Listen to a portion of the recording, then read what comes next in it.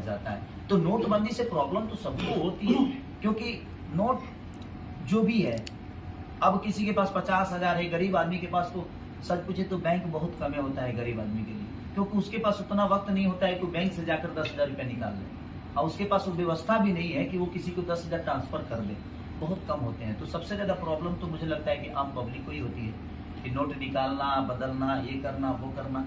तो प्रॉब्लम तो सबको है।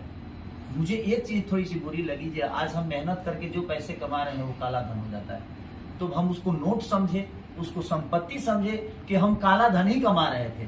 क्या कमा रहे थे ये थोड़ा सा डिफिकल्ट मेरे लिए भी हो रहा है कि हम जो कमा रहे हैं वो काला धन कैसे हो गया, वो तो मेरी मेहनत के पैसे हैं। पर ठीक है, और सरकार का विषय में उसमें क्या टिप्पणी कर। लास्टली अभी सब पीछे से रिलेटेड क्वेश्चन है सर। एक मिनट सर आए हैं तो जरा परिचय कराइए, जान लेते हैं। हाँ, ये रवि भाटिया है ना, ये कहाँ। हाँ, मैं अपने ऑडियंस से यही बस हाथ जोड़ के निवेदन करना चाहता हूँ कि देखिए, हम हमेशा हर प्रकार की चीजों को करते हैं। ये कोई जरूरी नहीं है कि ये चीजें आपको पसंद भी आएगी, लेकिन अगर एक बार पसंद आ गई ना सर, तो मुझे लगता है कि भोजपुरी से और बाकी चीजों से हटके ये सिनेमा है।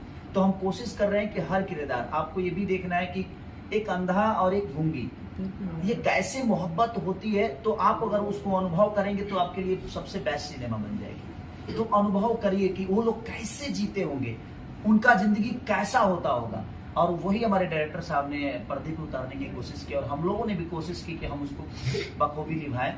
और सर को जब अच्छा लगा तो मुझे लगा कि हमने बेहतर काम किया, लेकिन इनसे ज्यादा आप सबका राय और आप सबकी मोहब्बत मिलना हम सबके लिए जरूरी है।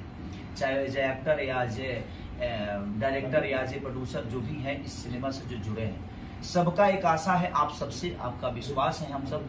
तो हम कोशिश किए हैं, बस आप सबको कोशिश करके इसको एक अलग लेवल पे लेके जाना है, ताकि हम हमेशा डिफिकल्ट चीजों को ही लेकर आप सबके बीच में आए और कोशिश करें कि बेहतर करें। तो ये 2 तारीख को ऑल ओवर इंडिया, 2 जून को ऑल ओवर इंडिया रिलीज हो रही है। तो आप लोग इतना भर भर के प्यार दीजिए और इतना आशीर्वाद दीजिए कि हम ऐसी चीजों को हमेशा करने की कोशिश करें और अपने भाषा को साथ साथ अपने आप को भी बढ़ाएं।